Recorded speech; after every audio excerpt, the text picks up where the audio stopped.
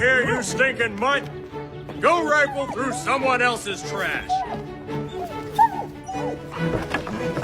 Go!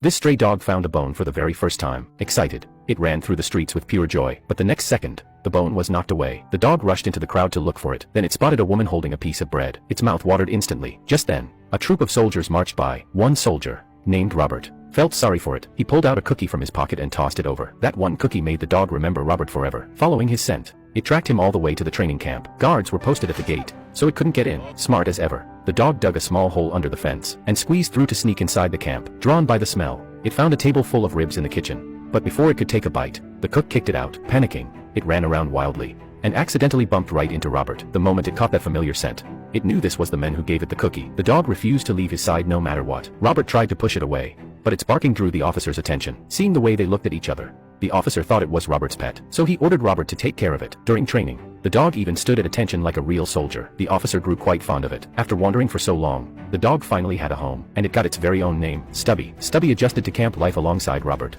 training and growing with the soldiers. Its clever and obedient nature made it everyone's favorite. But the peace didn't last long. War broke out. The new recruits had to head for the battlefield. When they were leaving, Stubby snuck into Robert's duffel bag. It wanted to go with him, but Robert tied it up with a leash and left it with the army cook. Watching Robert walk away, Stubby broke free from the rope and followed his scent all the way to the station. The train carrying Robert had already started moving. Stubby ran along the tracks with all its strength, leapt forward, and grabbed onto the back of the train. Then it hid in a cargo box and boarded the ship with the soldiers. It sneaked into the soldiers' cabin and used its nose to find Robert again, to avoid getting caught. Robert stuffed it into his backpack, hoping to smuggle it away, but just a few steps later, he ran right into the colonel. At that moment, Stubby mimicked Robert's stance and gave the colonel a salute. The officer, who was about to scold them, saluted back respectfully and even gave Stubby an official number, making Stubby an official member of the army. When they finally stepped onto the smoke-filled battlefield, they realized war was far scarier than they imagined. Through hunger and cold, they finally saw the dawn. But suddenly, the enemy launched an attack. As the smoke cleared, Stubby seemed to sense something and dashed out without hesitation.